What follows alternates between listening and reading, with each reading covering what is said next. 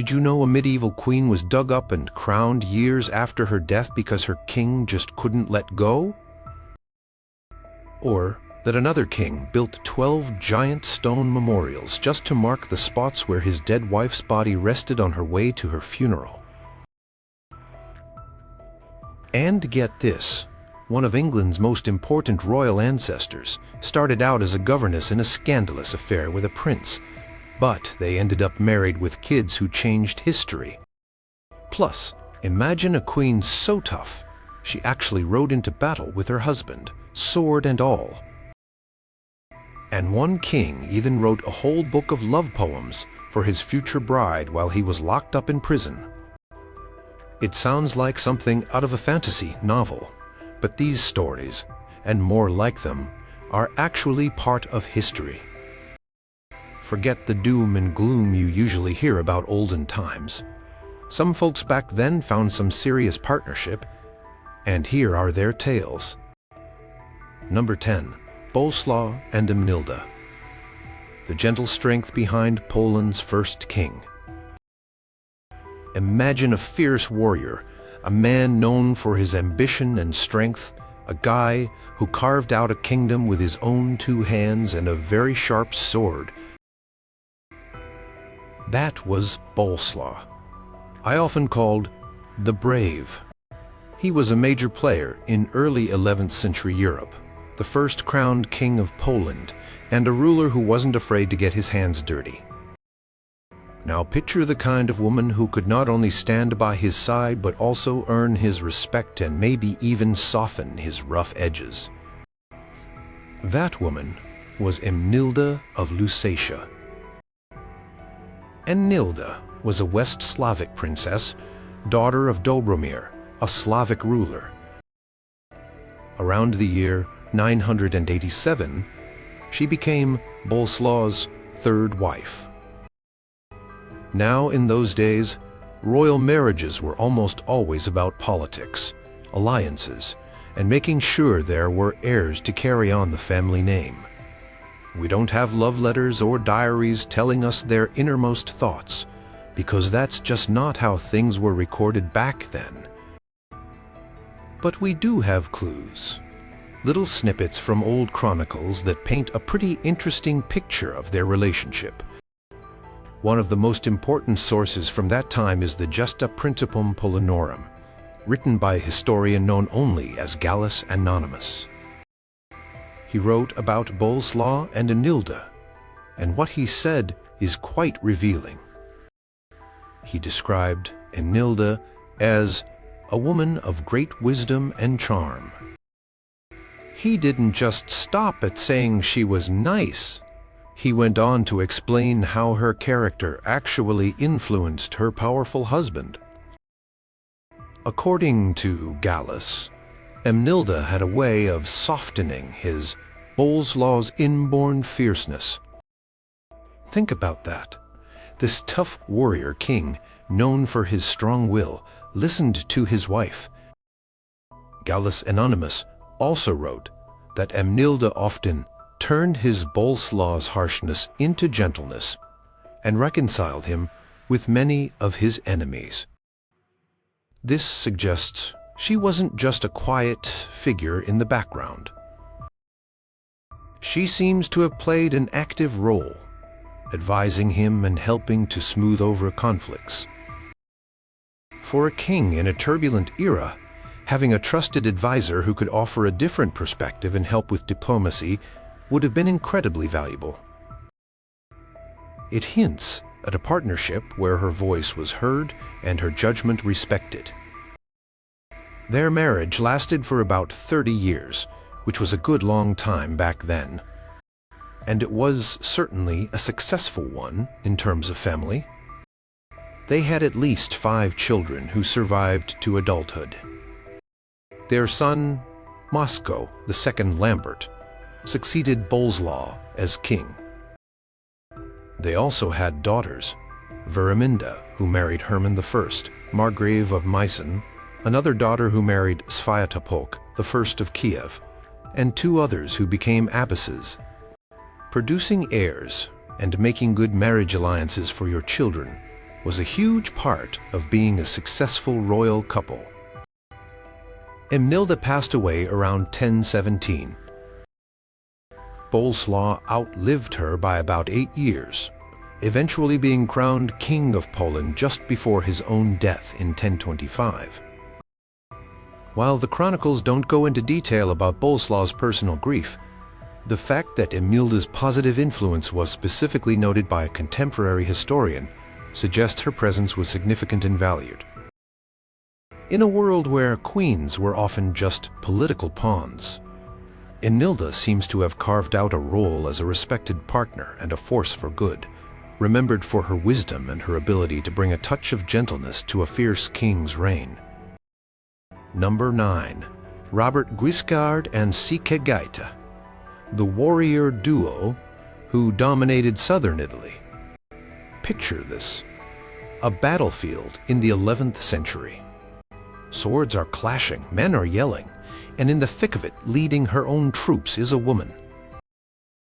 Not just any woman, but Sikelgaita of Salerno, wife of the formidable Norman adventurer Robert Guiscard. This wasn't a one-time thing.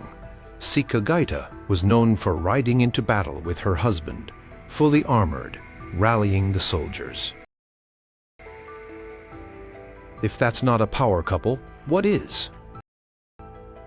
Robert Guiscard, whose nickname meant the Cunning or the Weasel, was one of the most successful Norman leaders who came to southern Italy in the 11th century. These guys were tough, ambitious, and they carved out kingdoms for themselves from a patchwork of Lombard principalities, Byzantine territories, and Saracen emirates. Robert was a superstar among them. Sikelgaita was no shrinking violet herself. She was the daughter of Guaimar IV, the Lombard Prince of Salerno, a powerful ruler in his own right. Her marriage to Robert in 1058 was a strategic alliance, for sure. Robert had just repudiated his first wife, Albarada, to marry Sikelgaita, and this new marriage helped him consolidate his power in southern Italy by linking him to the Lombard aristocracy. But Sikelgaita was far more than just a political bride. Contemporary chroniclers, like William of Apulia and Anna Komnene, a Byzantine princess and historian, make it clear she was a force to be reckoned with. William of Apulia describes her as being of great courage. Anna Komnene, though often critical of the Normans, couldn't help but be impressed by Sikelgaita. She described her riding into battle like the goddess Pallas Athena. Another Pallas, if not a second Athena. Anna even recounts an incident during the siege of Durazzo in 1081, where the Norman troops were faltering. Sikelgaita, seeing them retreat, supposedly galloped towards them, grabbed a spear and shouted at them in a terrifying voice, shaming them back into the fight. This wasn't just about looking impressive on the horse. Sikelgaita was actively involved in her husband's military and political affairs. She accompanied Robert on many of his campaigns, including those against the Byzantine Empire. There are accounts of her being present at major battles, not just as an observer, but as a participant, sometimes even commanding her own contingent of troops. This suggests an incredible level of trust and partnership between them. Robert clearly valued her presence and her abilities. Their marriage produced 8 children, including Bohemond, though from Robert's first wife, Albarada. Bohemond was initially his main heir. Sikelgaita fiercely advocated for her own son, Roger Borsa, to succeed Robert in Italy, which he did, and several daughters who made important dynastic marriages. Sikelgaita was fiercely protective of her children and their inheritance. She was with Robert when he fell ill and died in Cephalonia in 1085 during another campaign against the Byzantines. She brought his body back to Italy for burial. Even after Robert's death, Sikelgaita remained a significant figure. She continued to support her son Roger Borsa, helping him secure his rule as Duke of Apulia against challenges from his half-brother Bohemond and other Norman nobles. She even continued her warrior ways, participating in sieges on behalf of her son. She lived for another 5 years after Robert, passing away in 1090. The image of Sikelgaita, the Lombard princess, turned Norman duchess, charging into battle alongside her husband, gives us a glimpse into a marriage that was clearly a formidable military and political partnership. It was a dangerous world, and having a spouse who would literally fight by your side was probably a pretty strong foundation for a relationship. Number 8. Pedro I and Ines de Castro. The love so strong it defied death, literally. This story is one of the most dramatic and frankly kindest of creepy love stories in history. It's about Pedro I of Portugal and Ines de Castro, and it involves secret love, murder, bloody revenge, and a queen crowned after her death. Yes, you read that right. Pedro was the son of King Afonso IV of Portugal.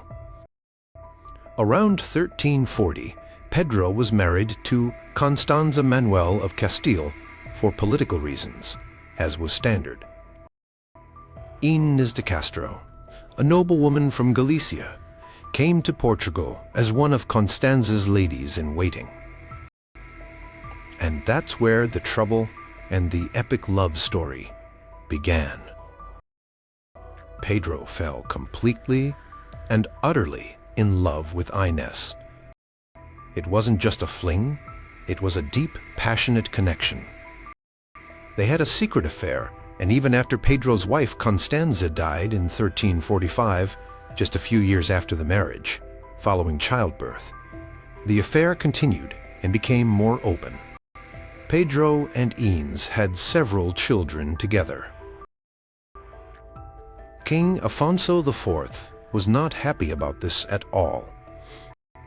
He and his counselors saw Ines and her influential Castilian family, the Castro brothers, as a threat to Portuguese independence and to the legitimacy of Pedro's heir from his marriage to Constanza, Prince Ferdinand. They worried that Pedro might try to marry Ines and legitimize their children, potentially sparking a succession crisis or giving Castile too much influence in Portugal. Afonso tried everything to separate them. He banished Ines from court. It didn't work.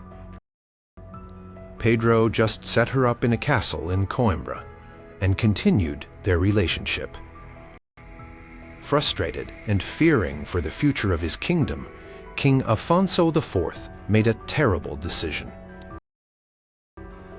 In January 1355, while Pedro was away, Afonso and 3 of his noblemen went to Coimbra, to the monastery of Santa Clara, where Ines was living with her children.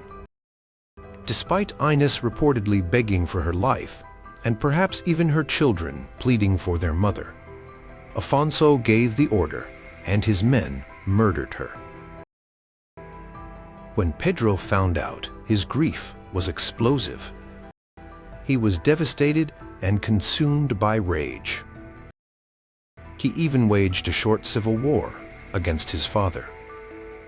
Though they eventually made a fragile peace, Pedro never forgave the men who killed Ines.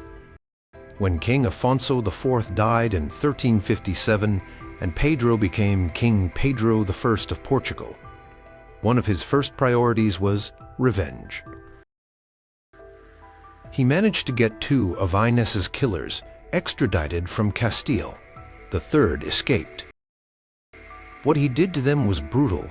According to legend, he had their hearts ripped out, one from the chest and one from the back, supposedly because they had broken his heart. This earned him nicknames like Pedro the Just or Pedro the Cruel, depending on your perspective. But the most famous part of the story the park that has inspired poems, plays, and operas, came next. Pedro declared that he had secretly married Ines de Castro. He swore it on the Bible. Whether this was true, or if he just wanted to honor her in the most extreme way possible, we can't be 100% sure. But he made it official. And then, according to a legend that solidified in the 16th century, he had Ines's body exhumed from her tomb in Coimbra. Her corpse was dressed in royal robes, adorned with jewels, and placed on a throne next to him. Then Pedro supposedly forced the nobles of Portugal to file past her decomposing body and kiss her skeletal hand, acknowledging her as their queen.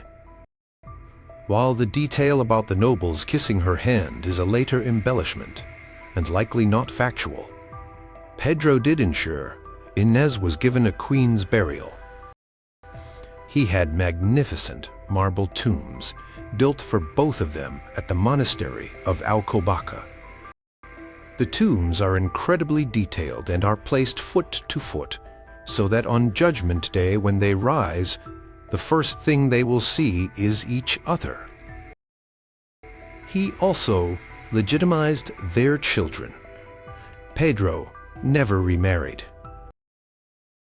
He reigned for 10 years, and when he died in 1367, he was buried in the tomb he had prepared, opposite Ines. Their story is a tragic one, filled with forbidden love and brutal consequences, but the lengths Pedro went to honor Ines and avenge her death speak volumes about the depth of his devotion. It wasn't a happy ever after in the traditional sense, but the intensity of their bond echoed through centuries. Number 7. Louis IX and Margaret of Provence, the saintly king and his devoted queen. When you think of medieval kings, saint isn't usually the first word that pops into your head. But Louis IX of France was different. He was so pious and just that he was actually canonized as Saint Louis by the Catholic Church. He was a crusader, a reformer, and a man deeply committed to his faith.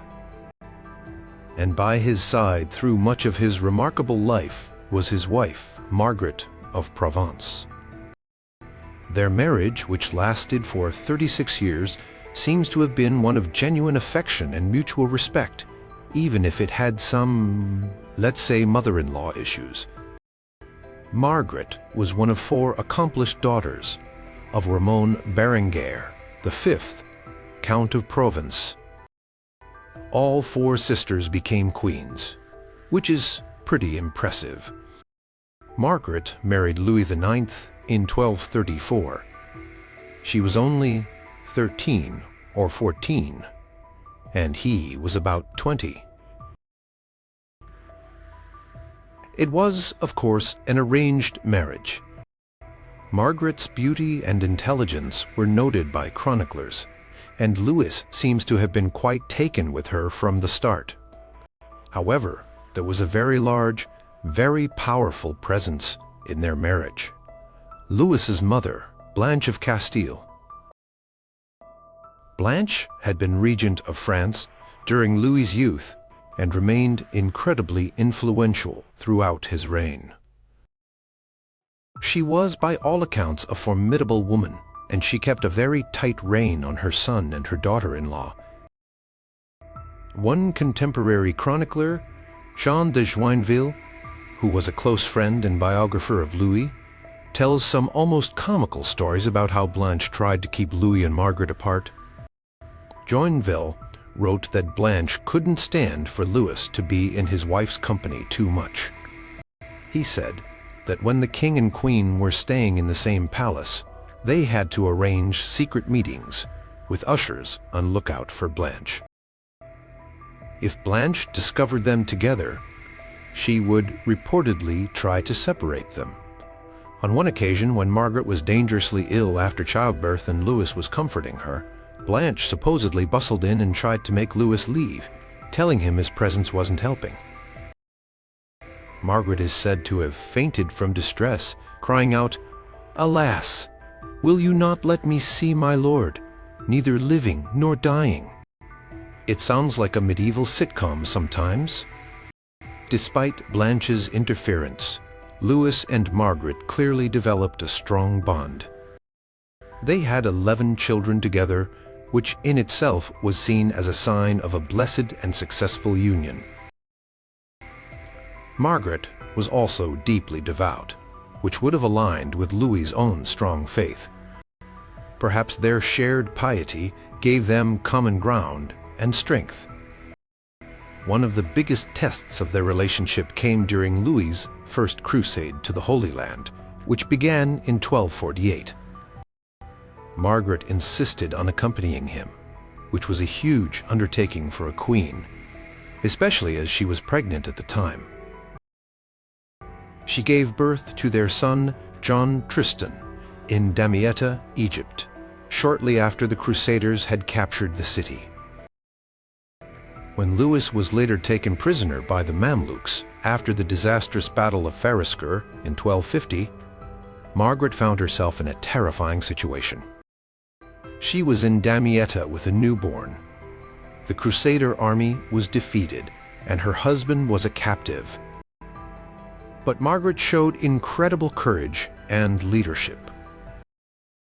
She rallied the remaining Crusaders, negotiated for food supplies, and even persuaded the Genoese and Pisan merchants not to abandon the city.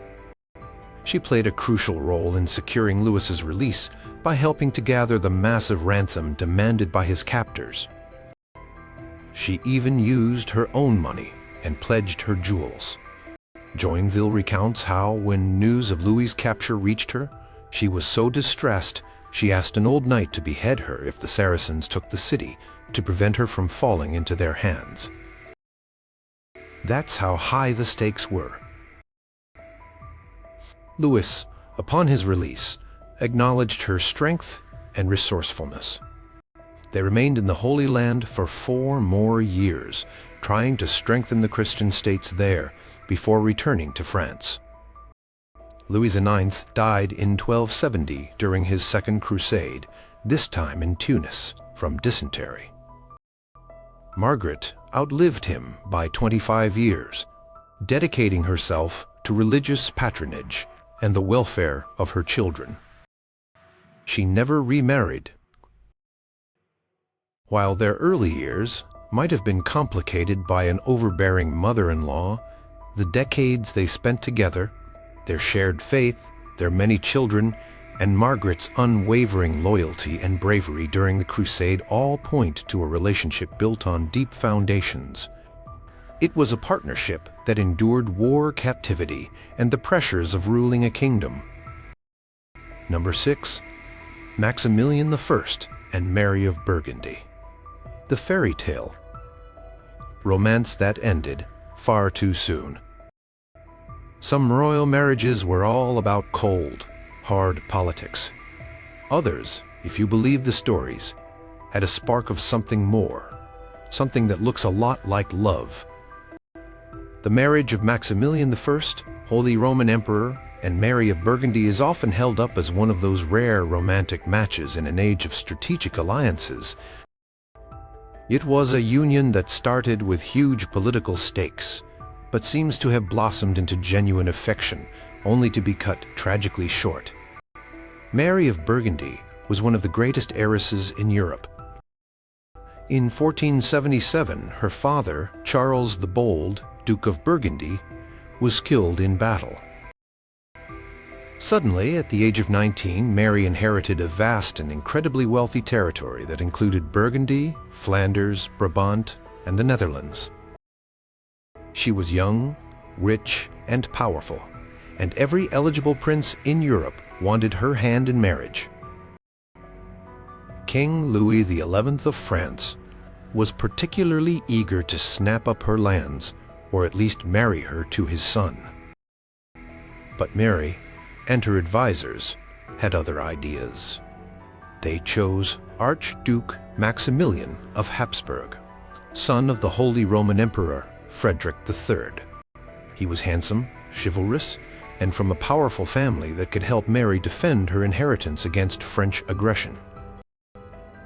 Their marriage took place in Ghent in August 1477, just a few months after her father's death. Maximilian, also young, he was 18, rode into Ghent to meet his bride, and by all accounts it was a success from the start. Chronicles say they were both pleased with each other.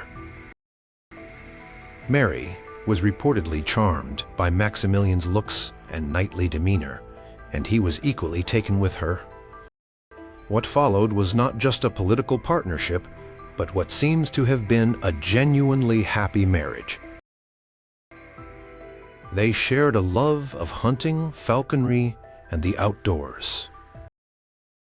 Maximilian, who was a bit of a romantic idealist and a great patron of the arts, found in Mary a companion who shared his interests. They were often seen together, and contemporary accounts describe a loving relationship. They quickly had 2 children who would go on to play major roles in European history. Philip the Handsome, born 1478, who would marry Joanna of Castile, daughter of Ferdinand and Isabella, and Margaret of Austria, born 1480, who became a skilled diplomat and governor of the Habsburg Netherlands. Their life together wasn't all peaceful hunting trips, though. Mary's inheritance was constantly under threat from France, and Maximilian spent much of their marriage fighting to protect her lands. He proved to be a capable military leader, and Mary actively supported him, using her influence with her Burgundian subjects, who were sometimes wary of their new German-speaking duke. She was popular with her people, and her support for Maximilian was crucial in helping him govern her territories. But their happiness was tragically brief. In March 1482, when Mary was just 25 years old and pregnant with their 3rd child, she had a terrible accident. While out hawking with Maximilian near Wynendael Castle, her horse stumbled and threw her. She landed heavily, and it's believed her saddle horn struck her, causing severe internal injuries. For several weeks, she lay in agony. Maximilian was reportedly distraught and rarely left her side. Mary, knowing she was dying, put her affairs in order, naming Maximilian as regent for their young son Philip. She died on March 27, 1482, less than 5 years after their wedding. Maximilian was utterly heartbroken.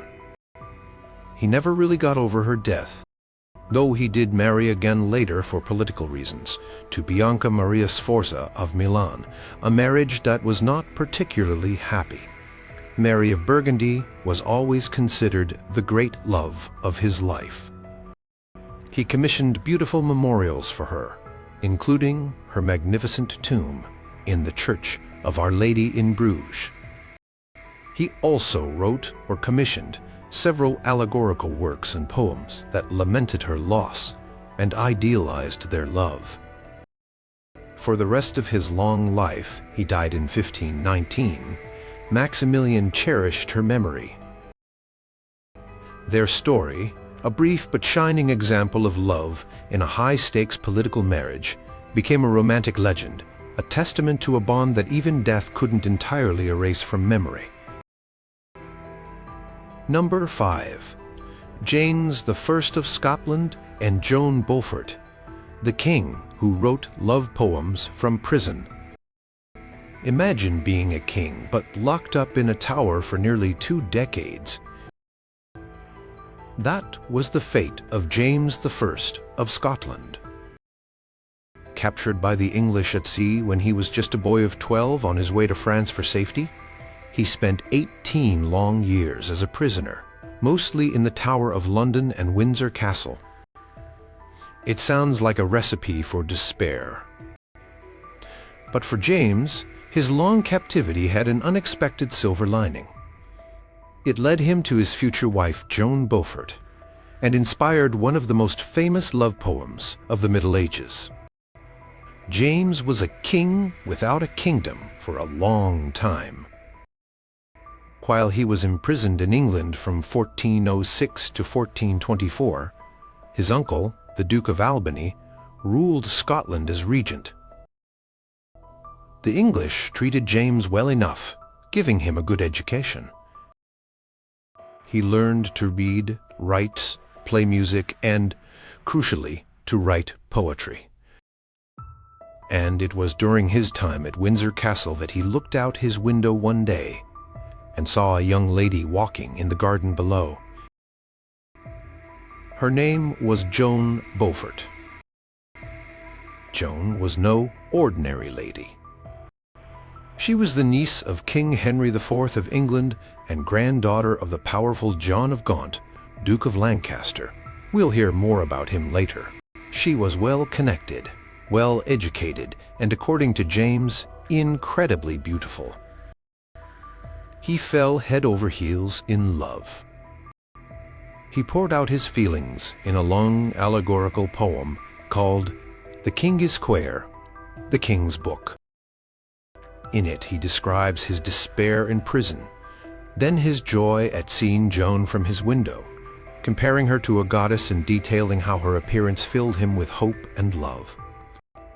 He wrote about her golden hair, her rich attire, and beauty enough to make a world to dote. It's a very personal and romantic poem, especially for a king. The English, seeing this romance blossom, also saw a political opportunity. A marriage between James and a high-ranking English noblewoman like Joan could help smooth relations between England and Scotland, which were often pretty rocky. So, the match was encouraged. James was finally released in 1424 after a treaty was agreed, which included a hefty ransom for him. Part of that ransom was forgiven as Joan's dowry.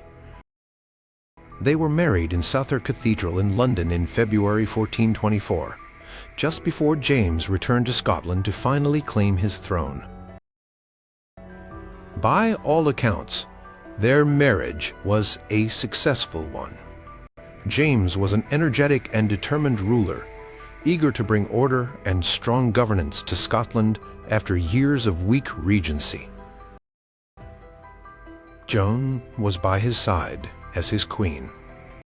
They had 8 children together, including their son, who became James II, and 6 daughters, many of whom married into prominent European royal and noble families. This large family suggests a stable and ongoing relationship. Joan seems to have been a capable and intelligent queen. James clearly trusted her. When he traveled to inspect different parts of his kingdom or deal with rebellious nobles, Joan sometimes acted as a regent, or at least played a significant role in government. She was also involved in the upbringing and education of their children. Their story, which started so romantically with a poem from a prison window, had a violent and tragic end, though. James's firm rule and his attempts to curb the power of some of the Scottish nobles made him enemies. In February 1437, a group of conspirators, led by Sir Robert Graham, broke into the Blackfriars Priory in Perth, where the king and queen were staying. James tried to escape by hiding in a sewer tunnel beneath the floorboards, which, ironically, he had recently ordered blocked at the other end to prevent tennis balls from getting lost. The assassins found him and murdered him. Joan was also present during the attack and was reportedly wounded while trying to protect her husband or shield him. She showed immense courage. After James's murder, she acted swiftly to ensure her young son, James II, who was only 6 years old, was crowned king. She also took ruthless revenge on her husband's killers, having them hunted down and brutally executed. She served as regent for her son for a time, though she faced challenges from powerful noble factions. She married a second time to Sir James Stuart, the Black Knight of Lorne, with whom she had more children. Joan died in 1445. Despite the grim ending to James I's life, the story of his courtship of Joan Beaufort, immortalized in the King's Square, remains a testament to a love that blossomed in the most unlikely of circumstances. A king, a prisoner, a beautiful lady in a garden. It's the stuff of legends, and in their case it was real.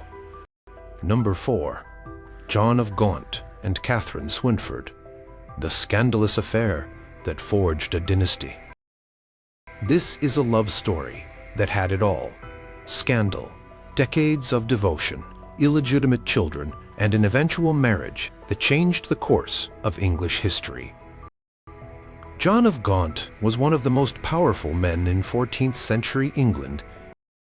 He was a son of King Edward III, the Duke of Lancaster, and a hugely influential figure in politics and warfare. Katherine Swynford, born de Rote, was initially the governess to his daughters. Their relationship started as an affair defied social conventions and ended up producing ancestors for pretty much every English monarch since Henry VII. Katherine came to the household of John of Gaunt's first wife, Blanche of Lancaster, in the late 1360s. Katherine's sister, Philippa de Roet, was married to the poet Geoffrey Chaucer, who was also part of Gaunt's circle. So Katherine was from a respectable, if not top-tier, gentry family. Katherine herself was married to Sir Hugh Swynford, one of Gaunt's knights.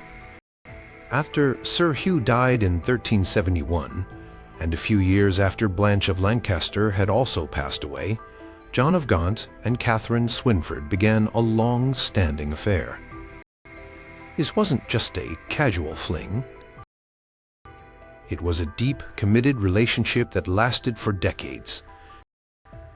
John of Gaunt was by this time married to his second wife, Constance of Castile, a political marriage to claim the Castilian throne. Despite this, his relationship with Katherine was an open secret. They had 4 children together, born between about 1373 and 1379, John, Henry, Thomas, and Joan. They were given the surname Beaufort after a castle Gaunt owned in France. Gaunt clearly loved these children and provided for them generously. However, their affair was a major scandal. Gaunt was a hugely public figure, and flaunting his mistress and their illegitimate children caused a lot of public criticism. It was seen as immoral and an affront to his royal status and his legitimate wife. In 1381, during the Peasants' Revolt, the public anger towards Gaunt was so intense that he was forced to publicly renounce Katherine and reconcile with his wife Constance, at least for appearances. Katherine left the court, though Gaunt continued to support her and their children financially. They seem to have maintained contact, but their open relationship was over. For a time, years passed. Gaunt's second wife, Constance of Castile, died in 1394. And then, in January 1396, John of Gaunt did something that shocked pretty much everyone. He married Katherine Swynford. He was nearly 56. She was around 46. This was highly unusual. Marrying your long-term mistress, especially for someone of Gaunt's stature, was almost unheard of. It showed the depth of his affection and commitment to her. He didn't care about the continued disapproval from some quarters of the nobility. He wanted Katherine to be his lawful wife, and he wanted their children to be legitimized. and legitimized they were. Later, in 1396, Gaunt secured a papal bull confirming their marriage, and in 1397, King Richard II, Gaunt's nephew, issued letters patent legitimizing the Beaufort children for all purposes, except, importantly, succession to the throne. This was a huge deal. The Beauforts were now officially recognized and became incredibly influential. Their marriage, after so many years as lovers, seems to have been a happy one, though it was relatively short. John of Gaunt died just 3 years later, in February 1399. In his will, he referred to Katherine as "my very dear wife," and made generous provisions for her. He chose to be buried not with his royal ancestors or his previous high-born wives, but next to his first wife, Blanche of Lancaster, whom he also seems to have genuinely loved, in Old St. Paul's Cathedral. However, Katherine was acknowledged and respected as his widow, the Duchess of Lancaster. Katherine Swynford outlived Gaunt by 4 years, dying in 1403. She was buried in Lincoln Cathedral, and her tomb became a site of some importance.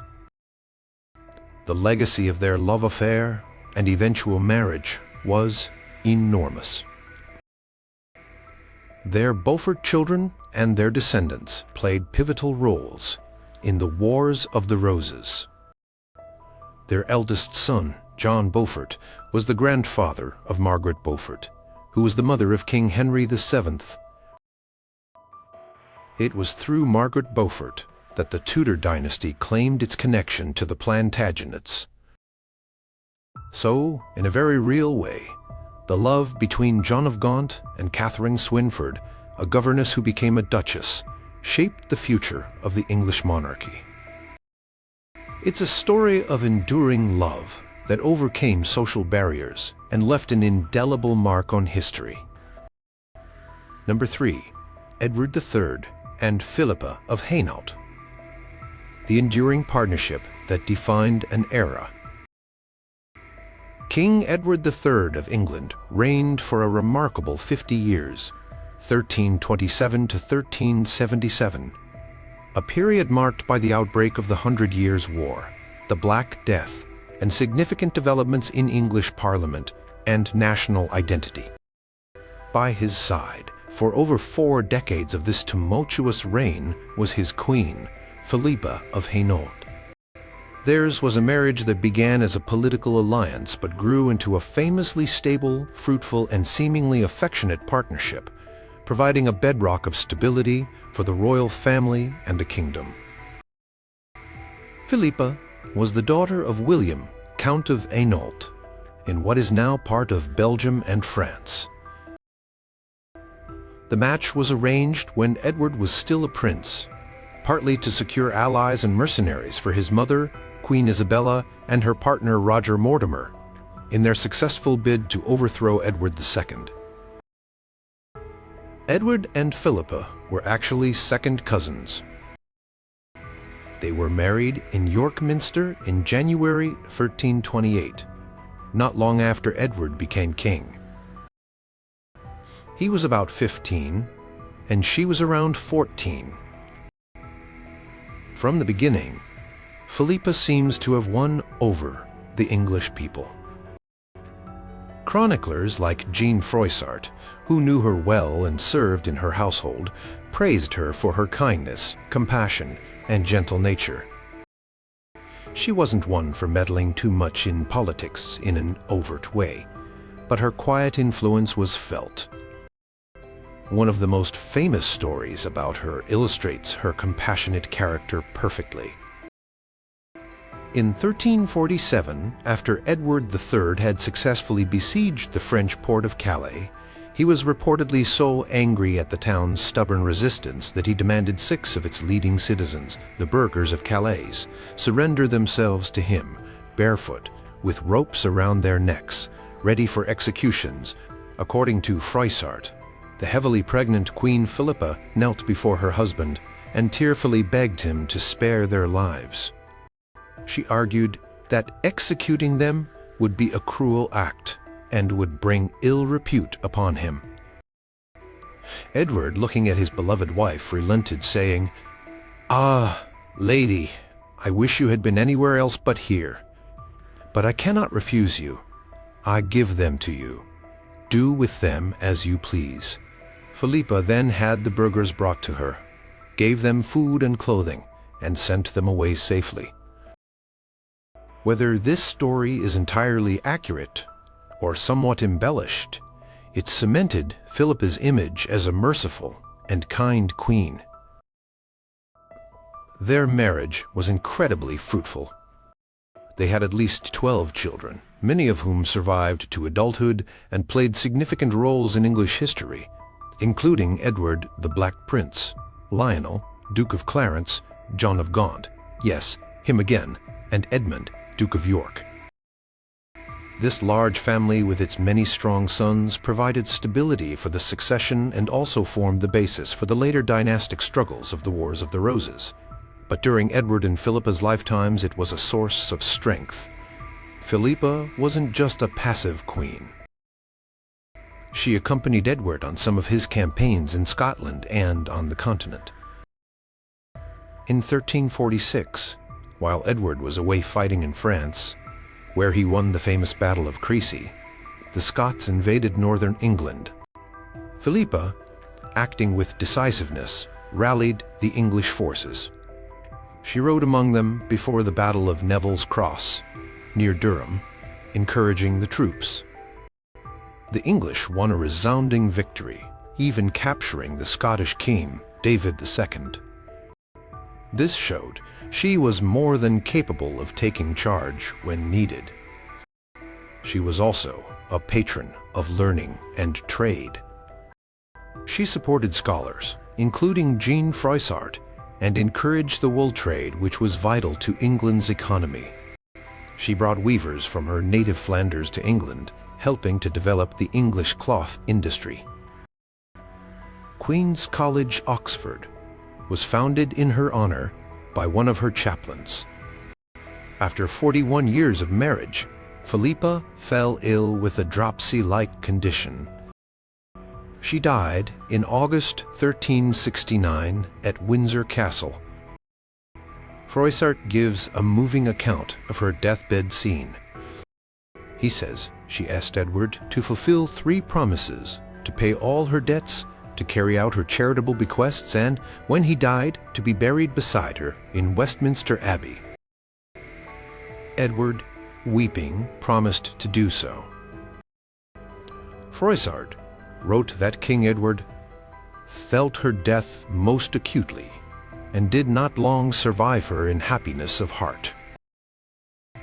Indeed, Edward's later years were less successful and marked by decline. He did fulfill his promise and was buried beside her in Westminster Abbey. Their effigies lie side by side. Their long, stable, and seemingly harmonious marriage provided a model of royal partnership and was a key factor in the successes of Edward III's early and middle reign. Number 2, Richard II and Anne of Bohemia, the young king's tragic love story. Richard II's reign was turbulent and ultimately ended in his deposition and probable murder. He was a complex king, known for his love of art and culture, but also for his autocratic tendencies and the political conflicts that plagued his rule.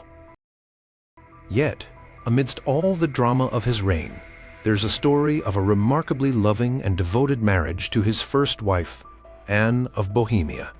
Theirs was a relationship that, by all contemporary accounts, was a genuine love match, and her early death devastated him.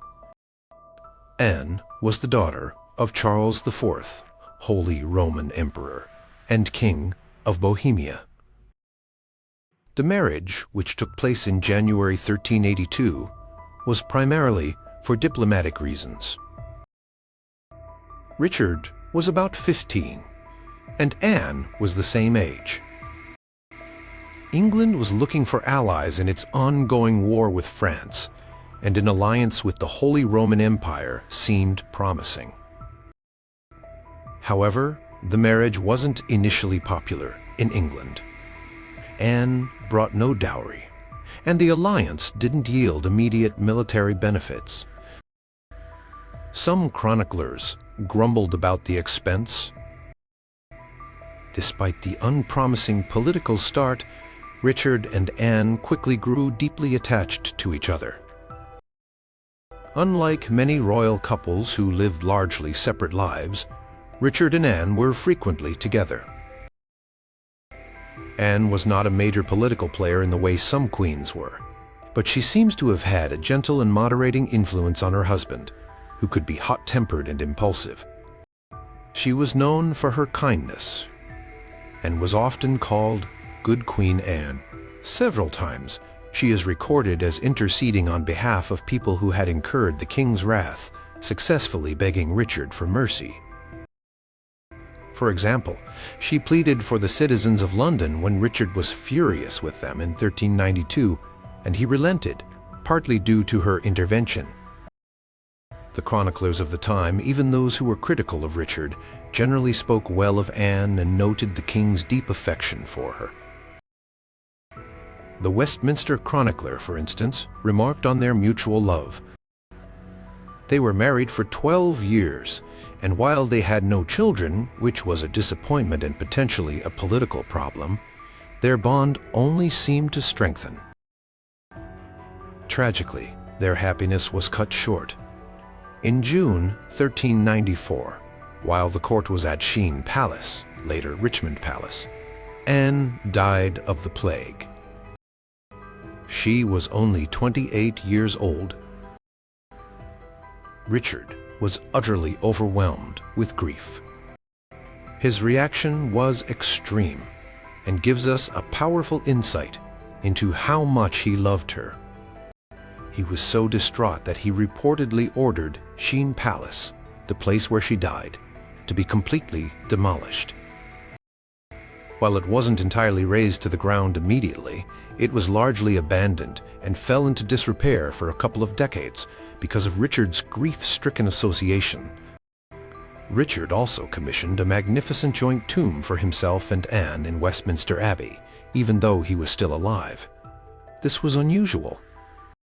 He specified that their effigies should be shown holding hands, a very tender and personal touch for a royal monument of that era. The bronze effigies were created by Nicholas Broker and Godfrey Prest of London and are considered masterpieces. He also arranged for perpetual prayers to be said for her soul. Her death had a profound impact on Richard, not just personally, but possibly politically too. Some historians suggest that Anne had been a calming influence on him, and without her, his more autocratic and vengeful tendencies came to the fore, contributing to the conflicts that led to his downfall 5 years later. When he was deposed in 1399, one of the charges against him was his extravagant spending on Anne's memory and tomb. Richard did marry again, a young French princess named Isabella of Valois, but this was purely a political match, and Isabella was only a child. He never forgot Anne. Even years after her death, when he was facing his enemies, he would sometimes invoke her memory. The story of Richard and Anne stands out as a beacon of genuine affection in a pretty tough political landscape. His profound grief and the lasting memorials he created for her speak volumes about a love that was clearly very real and deeply felt. Number 1. Edward I and Eleanor of Castile, the king who built crosses for his queen. If you want a medieval love story that's literally set in stone, look no further than King Edward I of England and his first wife, Eleanor of Castile. Their marriage lasted for 36 years, through crusades, wars, and the challenges of ruling a kingdom. And when Eleanor died, Edward's grief was so profound that he embarked on one of the most remarkable and romantic commemorative projects in history, the Eleanor Crosses. Eleanor was a Spanish princess, daughter of King Ferdinand III of Castile. She married Edward, who was then heir to the English throne, in Burgos, Spain, in 1254. She was about 13, and he was 15. This was, like most royal weddings, a political alliance. Edward's father, Henry III, wanted to secure English possessions in Gascony, and the marriage helped to settle disputes with Castile over the territory. Eleanor even received Gascony as part of her dower.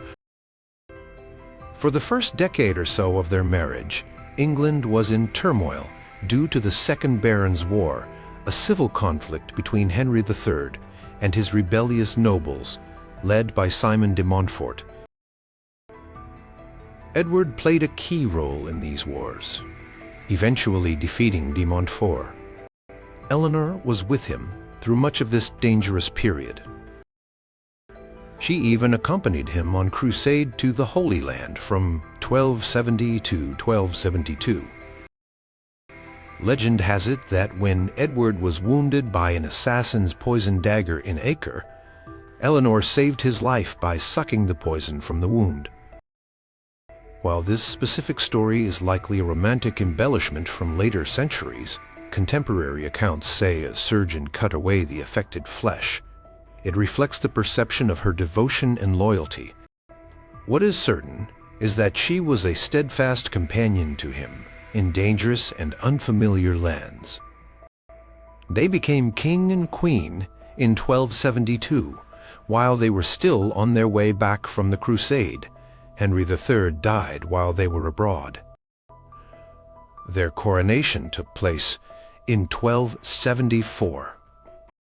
As Queen Eleanor was a significant figure, she was intelligent, well-educated, and had a keen interest in business and property. She acquired a substantial portfolio of lands, which made her wealthy and sometimes unpopular with those from whom she bought or was granted estates, as she was known to be a shrewd operator.